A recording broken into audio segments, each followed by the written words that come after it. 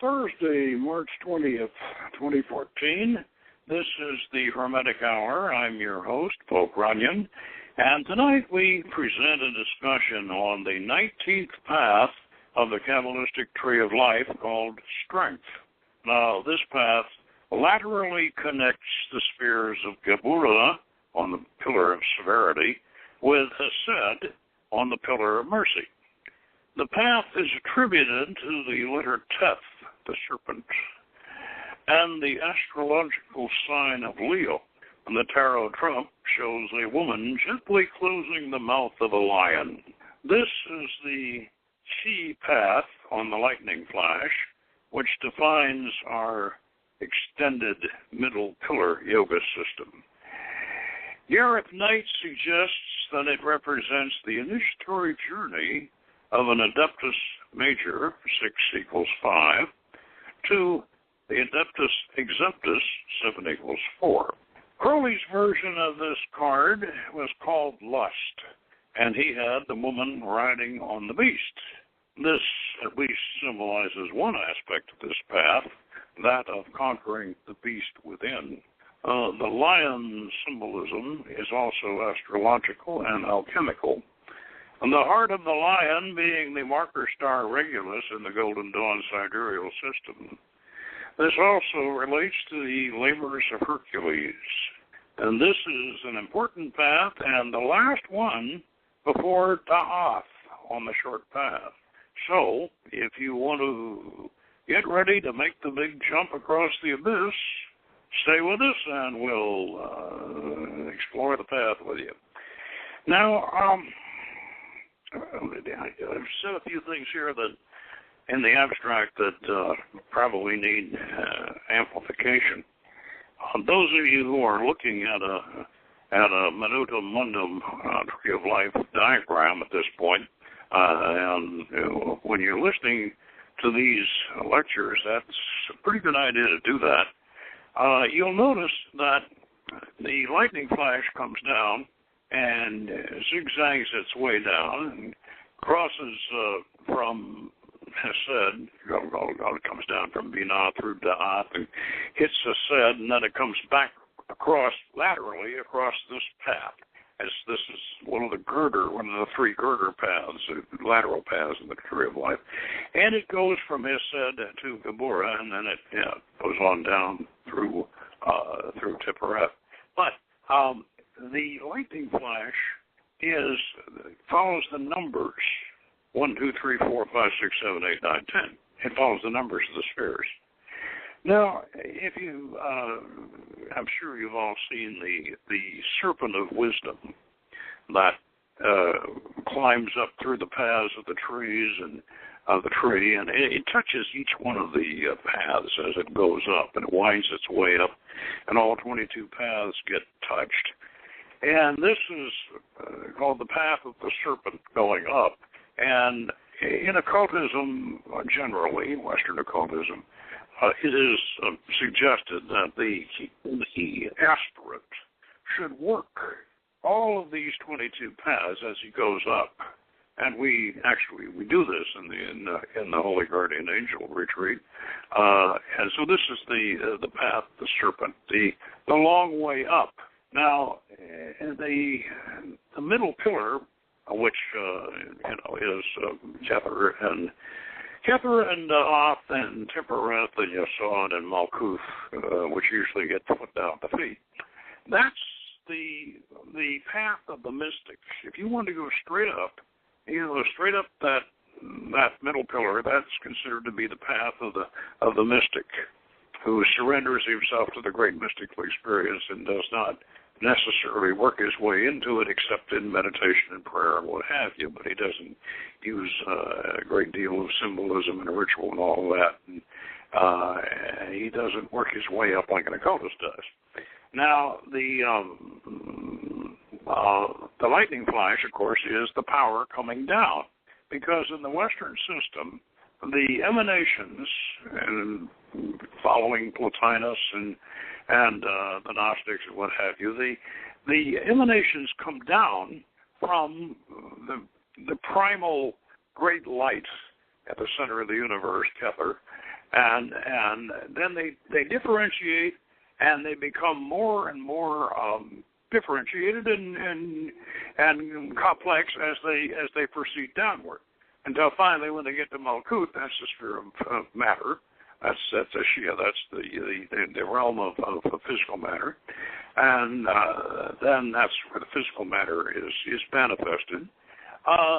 And the idea here is that that it becomes more complex as it goes down, but it goes in order.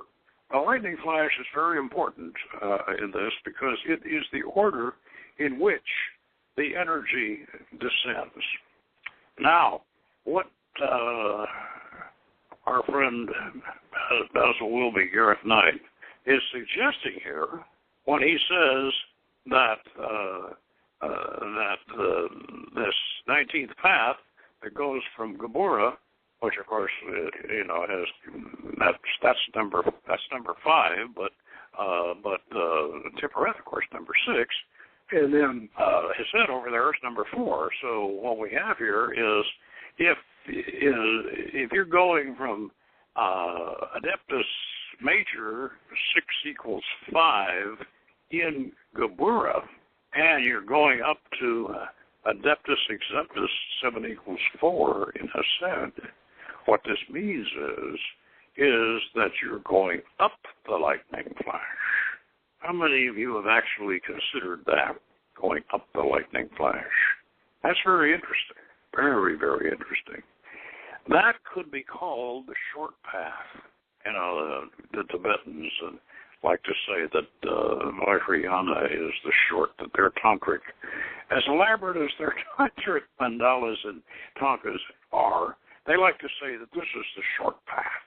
Well, going up the lightning flash is an occult short path. It's not as short as the middle pillar going straight up the path of the mystic, but if you went up the lightning flash to the spheres, this would be the short path. And of course, I'm sure that those of you who listen to us, you're aware that we use the interior stars Western psychic center system, which is basically the lightning flash straightened out. And that provides us with our Western version of the chakras. And so going up, straight up the chakras is essentially the short path. And that's something very, very interesting to consider. Now let's talk a bit about the actual symbolism of the path. Path's attributed to the letter Teth, which represents the serpent, and that could indicate that this is a short way to get around the serpent, if you want to think that. And the astrological sign of Leo. Now, this is very, very, very accurate, and this path is, the attributes of this path are exactly in the right place and exactly what they should be. Now, let's look back into the history of assigning the tarot to the Kabbalah, and the first person to really do that was Eliphas Levi, and he came up with a system which is very, very, very similar to the attributes that we use in the Golden Dawn. The only one, well, two differences. He put the Fool now at the bottom, and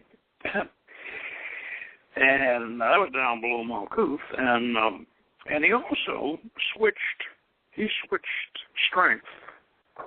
The path of strength attributed to Leo, he switched that with justice. Switched the two paths. So he had justice running across, which was attributed, to Libra, and he had that running across the 19th path running from Geburah to Ascend. Well, this really needed to be changed, and I think probably Mackenzie, who we think wrote the cipher manuscript, probably Mackenzie made the change. Mathers and Westcott could have had something to do. I don't think so. I think it was Mackenzie who realized, well, what Mathers said later about this was that Levy really had the secret arrangement in his possession, and that his published version, he made that change, but that Levy really knew what the arrangement should have been. Well, maybe that's true. That could be true. And I know Westcott, when Westcott published his version of the Sefer Yetzirah, it wasn't the same as the one the Golden Dawn had in secret. Now, I know this sounds a little nitpicky, but actually, when you consider the symbolism of the lion and Leo and Gomorrah over there and Hesed, and what the symbolism of these two spheres is, this is obviously the symbolism that should go on this path. And Crowley, of course, had the priestess riding on the back of appropriately nude and holding up a goblet and smiling, riding on the back of a seven-headed beast, and he called it lust. Yeah. This is, in my opinion, this is Crowley's imbalanced way of looking at things, because the original symbolism of the woman closing the mouth of the lion, and she's doing it very gently, and the lion seems to be going along with it, symbolism for this path, because Gomorrah is the path of strength and action, and it's martial, and it's attributed to Mars, and it's certainly it's in the pillar of severity. So, and then over on the other side, in the pillar of mercy, we have Hesed, which as you remember last week we discussed that it's the template for paradise, whatever kind of paradise you want. I mean, it's because it's the first manifestation after the abyss. It's the first manifestation. The ruler. It's literally the ruler of the personality in the tree of life, and we think of it and as the holy city, and you can look at it as we like to look at it as Atlantis. And we like to think of it as Atlantis because we have a lot of astrological and mythological symbolism that goes into that. But you can also use Petalman from the Parsifal. You can use, the Garden of Eden if you're really into the Bible as it is or as it's written. So the Garden of Eden would be good.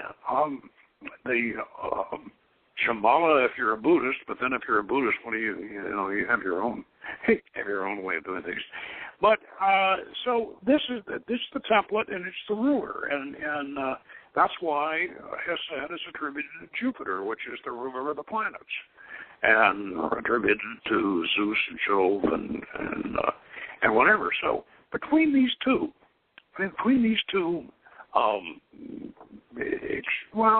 not extremes. Actually, they work together. It's sort of like Hesed is the reserved and merciful and sympathetic king who rules everything, and over in Gomorrah, that's the general of his army that makes sure that his peaceful, benign decrees are enforced. So we could say we have conception and we have action. And we have conception and intention on the one side, and then we have action and resolution, physical resolution and action on the other side. We could also say that we have aggression on one side and compassion on the other side. You can see how these can work together, but they are also opposites, and yet they are complementary. They're complementary opposites. They are very much a part of the character human beings, and they are very much a part of the combination of spirituality and animal strength that represents the human being. And so therefore we need, in this path between the two, we need to have a reconciliation. We need to have a meeting of the minds. We need to have a synthesis here that can allow these two spheres, these two parts of our personality, to work together. The one contain the other, and the other contain the other, influences back and forth, so that the aggressive side is properly directed and controlled, and that the compassionate side is also enforced and knows that compassion and conjecture alone is not going to accomplish anything. Action has to. So these two aspects of personality have to work together. Now, that's the lion is a perfect symbolism for that, and the idea of the woman gently closing the mouth of the lion is perfect. I think perfect symbolism. I think it's better symbolism than Crowley's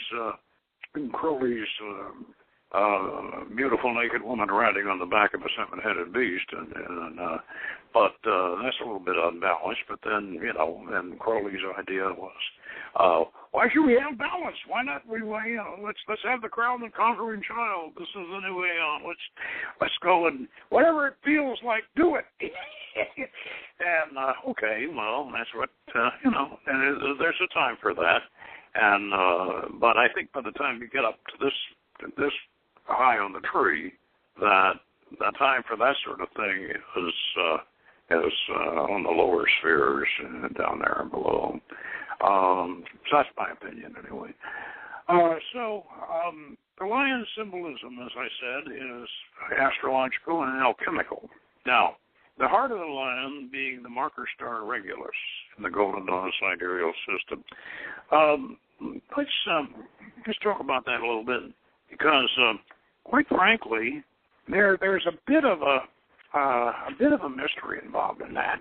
Regulus, as you probably know, is one of the four great marker stars of the zodiac, and it's the only one of those marker stars that is smack on the ecliptic. The others are several degrees off one way or the other, but Regulus is right on the ecliptic, and that means it is an excellent marker. Now, I'm going to read to you what Eric Knight has to say here. The lion symbolism is also found in the spiritual significance of the path Leo the Lion. This constellation has been regarded as of fundamental importance in many esoteric systems, notably in that of the Golden Dawn, which received the astronomical system of Ptolemy of Alexandria. This system, instead of the now usual method of measuring right ascension and longitude from a supposititious point divided by the equinox and called 0 degrees Aries, considers the start of the zodiac to be the star Regulus. Calculation by this method avoids the gradual discrepancy through the years between the signs of the zodiac and the actual constellations caused by the precession of the equinoxes. Well, that's quite a mouthful. And I'm not, if Basil is listening, please correct me if I'm wrong, but I'm not, I've got Ptolemy's tetrabiblos, and it looks to me like they're starting at 0 degrees Aries, but I'm not going to say you're probably right, but whatever. Anyway, this brings up a point, several points. One, the original initiatic code was Aldebaran in Taurus, the Eye of the Bull. That was when this whole thing got started. That was right on vernal equinox, right where we are today. And by the way, happy vernal equinox, because today's the day. So way back 4,000 some years ago, Aldebaran was right smack on that vernal equinox. Okay, now that's where it got started. But during the precession of the equinoxes, that began to sort of slide, and we had we have this concept of the astrological ages. And if you recall, Mithra slayed the bull, and I think we are all aware that he was killing the bull of Taurus and ushering in the age of Aries. Well, okay, so Alexander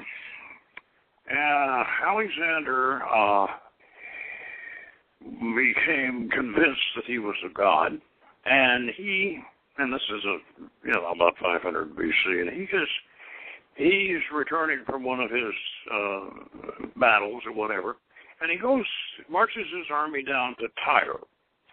Well, Tyre is out on an island, and it's out off the coast of Lebanon. It's out on this island, and they had this beautiful, beautiful temple to Melkart, their version of Hercules.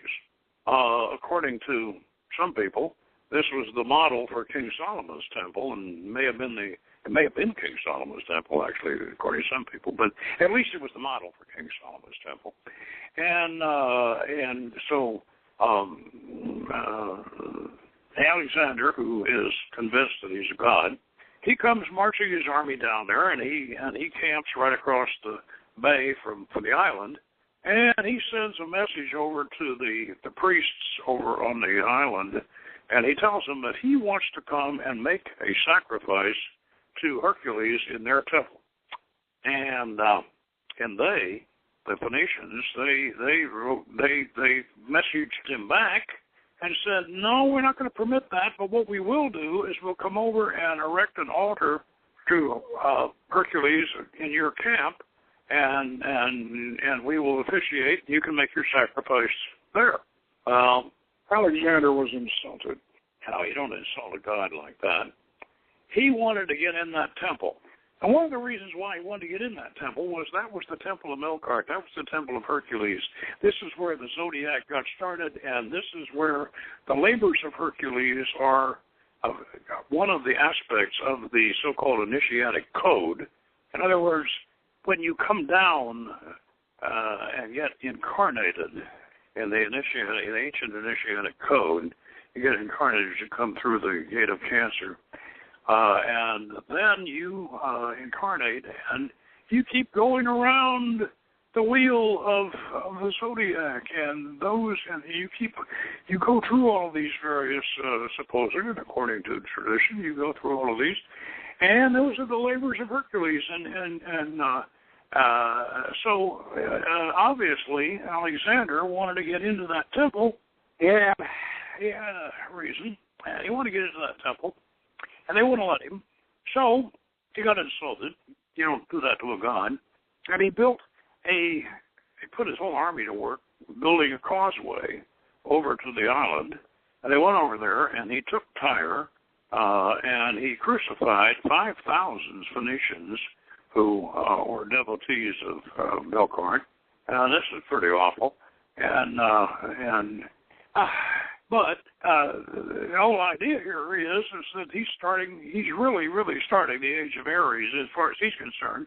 And so, obviously, Ptolemy, when he starts establishing our system, Ptolemy was one of Alexander's boys.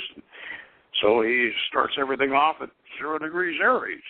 And that was, and so we operate on that. We do operate on the 0 degrees Aries, but we have to remember that the initiatic code is Leo, is Taurus. Now, however, this puts Leo right up there in the summer, and the height of the zodiac. And you remember that's one of the Numidian lions, one of the labors of Hercules. So we got this symbolism of Leo here at the height of the power of the sun, and represents the power. And of course, the alchemical symbolism of the lion, the red lion and the white eagle, and all that. So the idea here of this tremendous and you might call it masculine energy because it's not a lioness, it's a lion. But then this rather attractive female woman, she closes the mouth of the lion very gently, very easily. Well, now this is an audio symbolism for this path, as you can see, and also it relates to very much the rulership in Hesed, the idea of the rulership. Now, to move on to some more interesting symbolism involved in this, let's consider that the treading of this path the other way, and this is what I mentioned before, the treading that I'm reading from just about sitting off the ground. I don't know. Excuse me, Basil. I didn't mean to do that. Gareth Knight. Treading the path the other way from Geburah to Hesed is the initiatory path of the Adeptus Major, that's in Geburah, to the Accept Adepthood of Hesed, a state of being where further incarnation in earth is unnecessary. The realization of this path are therefore particularly profound, for they are the end result of the experience and understanding of the complete cycle of evolution. Well, now that is a non-reincarnation kind of view. But if you are, or it's a view, now if you want to take the idea that you have, let's say you've circled around the whole zodiac in your incarnations and you've gotten all the way up, and this time you get up there to Hesed, yeah, you're ready to go off and become a sparkly. Okay, you can do that. But most of us haven't gotten all the way around yet. And so most of us will probably be reincarnating. But regardless of whether we do or whether we don't, this is the jump-off point for the abyss, okay? And because, remember, you have the veil that runs right below Tippereth. You have the veil of the sanctuary, and right across the hypothetical diosphere, that's where you have what we call the abyss. And I remember we had a cartoon in the 7th grade years and years ago where these magicians were sitting on the floor and they had this tree of life designed like a game board, and they were playing magical Monopoly. And one of them picks up a card and says, "Go to the abyss. Go directly to the abyss. Do not pass Tippereth. Do not receive enlightenment." And of course, the rest of them are grinning, and he's kind of shocked. But anyway, so here we are at the abyss. Now, what is the abyss? The abyss is a dimensional demarcation point, and above Hesed actually is if in the tree after the fall, which is what we have at the Menuda Mundum. That's the tree after the fall. It's a 10-sphere tree. And Da'ath is right there as you pass through the abyss on the way to Bina up there in Bria. It is hypothetical. And it's like, well, of course, the whole tree is hypothetical for that matter, so this is hyper-hypothetical. And, but there's, quite frankly, Saturn, now, you gotta understand, Saturn is the beginning of the physical universe according to the Kabbalah. You remember, it's right in the center of the cube of space.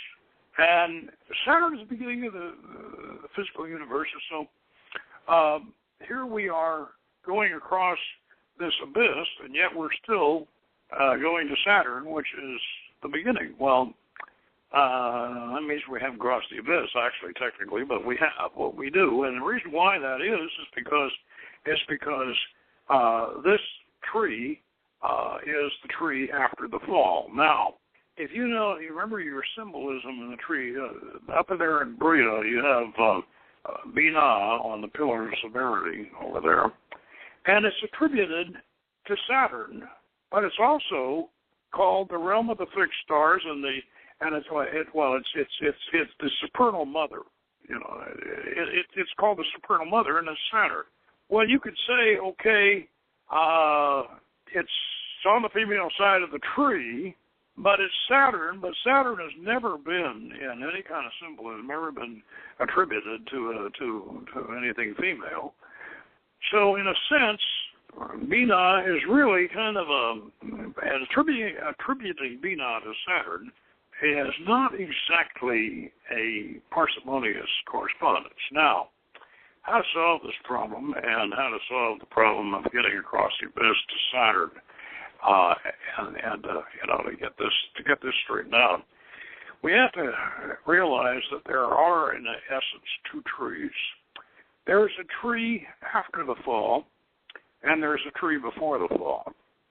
Now, in the tree before the fall, and by the way, if you look in your copy of the Golden Dawn Cipher manuscript back in the back, you'll see they had a couple of 11-spirit trees, Lurianic versions of 11-spirit trees. The Golden Dawn definitely was going to work on this. I don't think they ever did, but they certainly knew that they needed a tree before the fall. And in fact, they have the diagrams. If you look in the Golden Dawn, you'll find, and Rigardi actually does Rigardi's artwork of the diagrams of the tree before the fall and the tree after the fall. Okay. Now, the way we conceive this, and I'm not trying to blame this on Rigardi. This is the way we conceive this, is that the tree before the fall, Da'ath, manifests and is Saturn. We start an 11-spirit tree, and this means instead of attributing 1 to Kether, we attribute 0 to Kether, 1 to Hesed, 2 to Bina, and 3, as appropriate, to Saturn, which is Da'ath.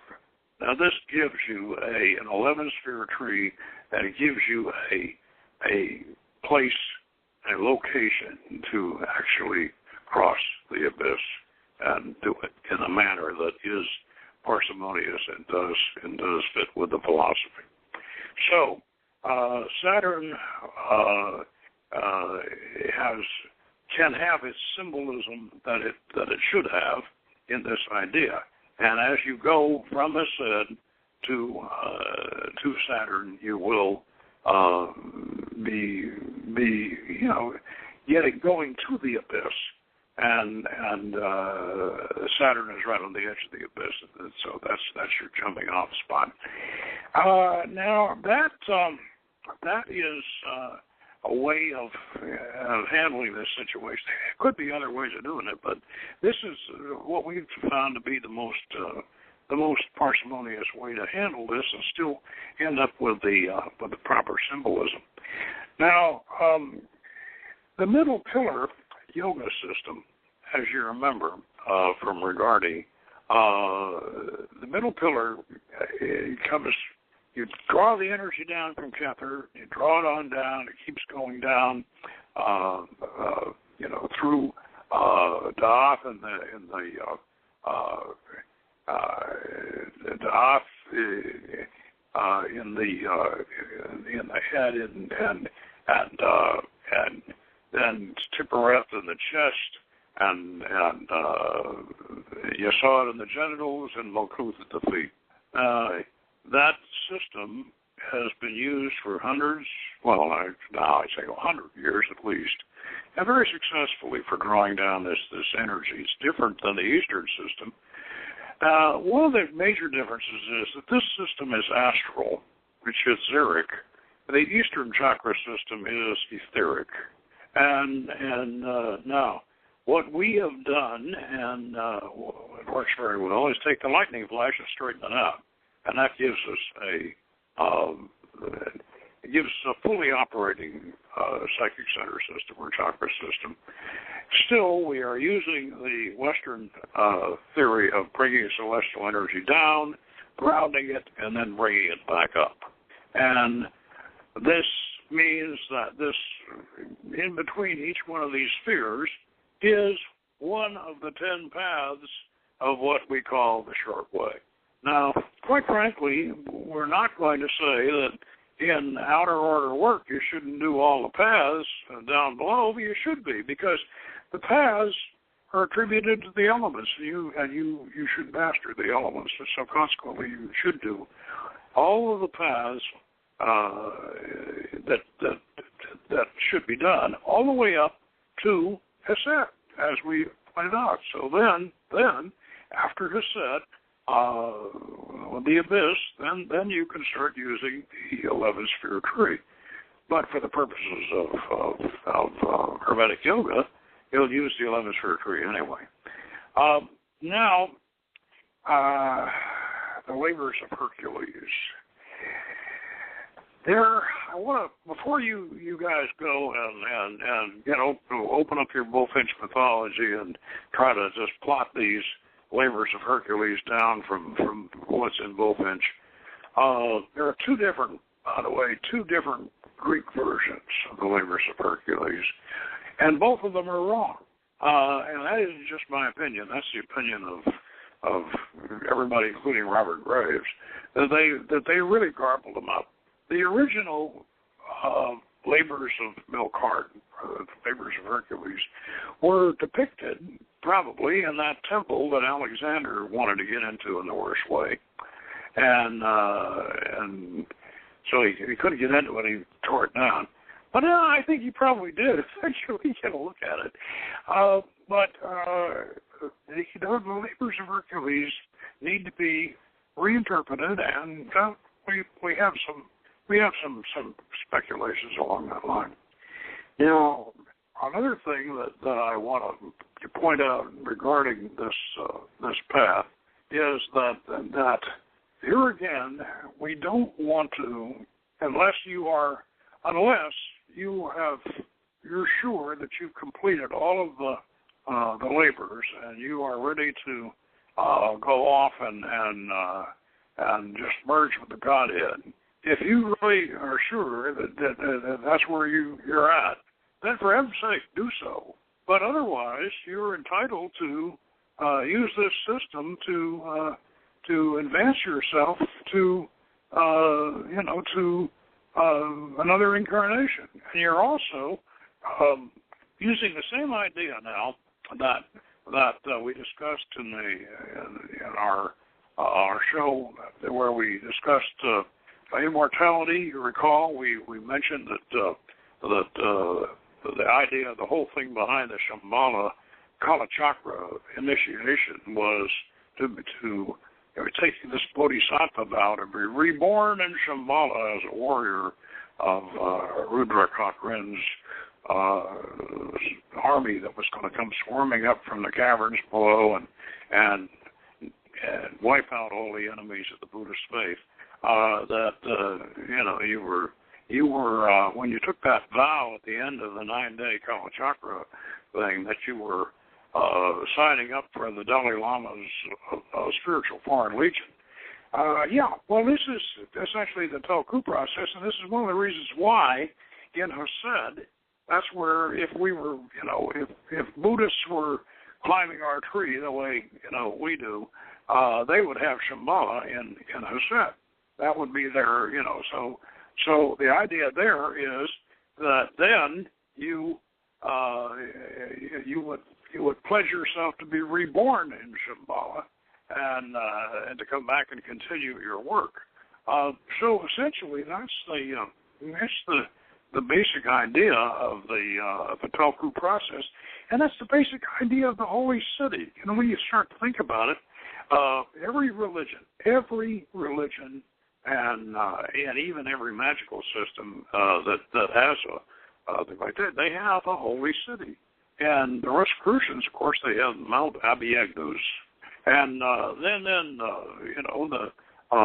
the Parsifal, we have this 16-gate city called Petalbund, which is the paradise city in the Parsifal. And the Christians have the New Jerusalem. And we, of course, the Hermetic, in our version of the Hermetic tradition, the Greco Poet version, we use Atlantis. And so every one of these religions, you have a paradise, but the paradise is not just a place where you rest and it isn't a place where you just rest and enjoy yourself and play a harp and you know and see and feel the feathers of the angels. That's not what a magical paradise is supposed to be. Magical paradise is an ideal community that you go to and continue your work. Yeah, work never stops.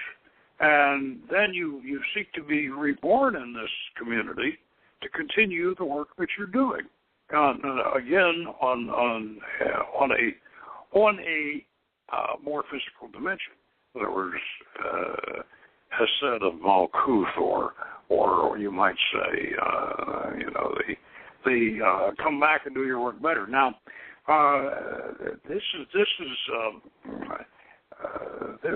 one of the very few ways that we know that the Talku process works, because one of the things that we have to remember, as much as we might, as magicians, enjoy our ego and our personalities and our making a god out of yourself and all of that. Yes, but you got to remember that in order to be more than human, you got to be more than one human. So you really have to, if you're going to really advance, you have to become a representative, in a sense, of your group, of your family, your tribe, your nation, your whatever. And expand it all the way, if you really, really think about it, expand it to humankind. Then you are really becoming more and more godlike, because the more you can identify with all these people that are around you, and the more that they can look at you and they see the God within you, and you see the God within them. You are becoming more and more godlike. Now, I know some people, when I'm saying this, you may think that oh, well, he's just me transcendental, and me, I don't want to become like everybody else, and and I don't want to lose myself in some great cause or something like that. But that is, when you think about it, if you just stay just within yourself, if you're, and I know the great I am is the whole universe, we know that, but the flip side of that, the paradox of the great I am being the center of the universe, the flip side of it is that if the great I am doesn't expand and become the universe that it's the center of, then the great I am is going to stultify. It's the same way we say about drawing down godly power. You can draw it down into yourself, but if you just keep it in yourself, it's like filling yourself with water that's going to go stale and stagnant. But if you let that water, or that Holy Spirit, or that energy, that supernal spark of energy flow through you, it increases more and more and more. The more you give it away, to your friends, your family, your group, your church, the people around you. The more you give it away, the more powerful it gets, and the bigger you get. And if you're looking for power, I got to tell you, I hate to admit it, but this is the path to power, because I don't want to mention names of great conquerors, but I think you can imagine, without my naming some of these people, they embodied, these great leaders, these great powerful men and women. they embodied their people. They became the will of their people.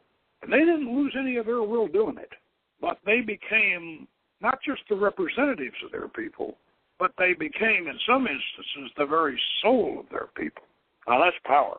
That is power. And sometimes that power is not used for good. And that's one of the problems, that's one of the things about magic that we have to realize, that even magic of light, even the magic of light, the magic of beauty, the magic of compassion, and all this can be misused.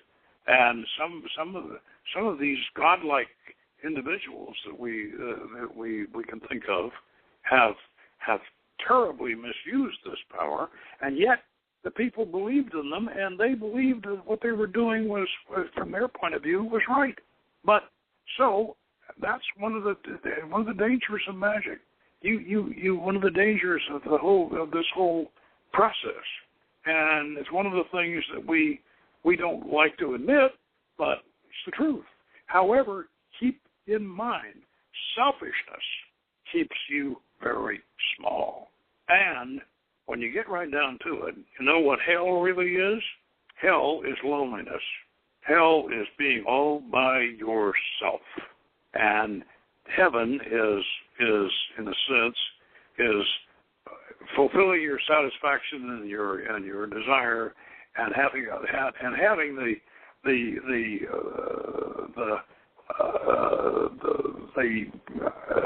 sympathy and the love of other people.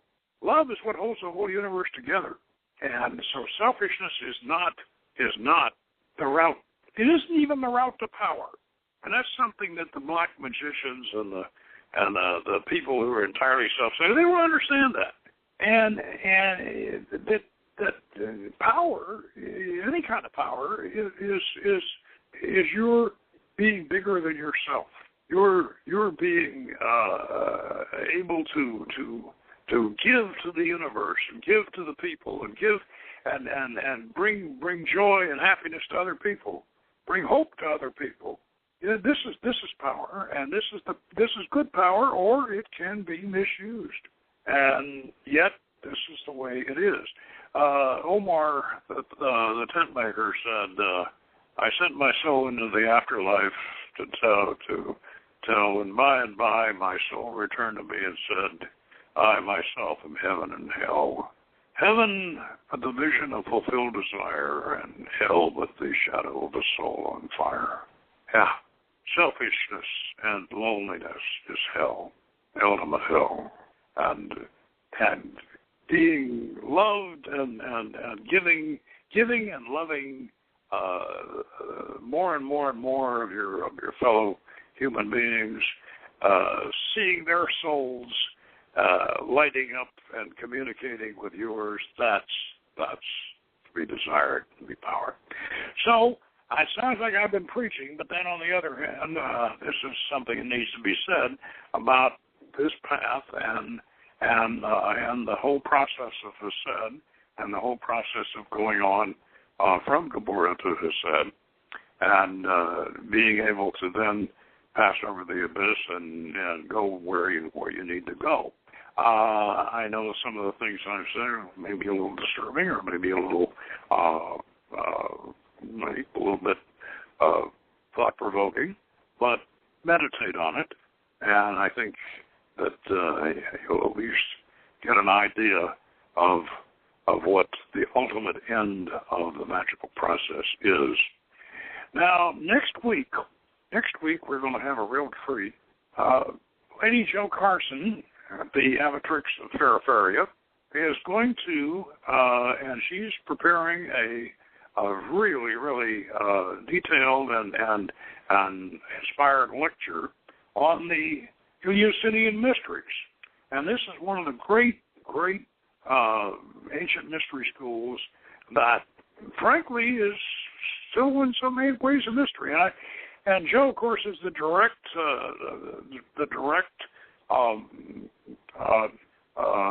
cella and recipient of the mantle of Fred Adams and Svetlana Buterin of Feraferia, and she has done a wonderful book on the Periferian experience, which she'll talk about. And so, next week, be sure and tune in, and we will have Joe Carson, and we'll have the Eleusinian Mysteries. And until then, good magic.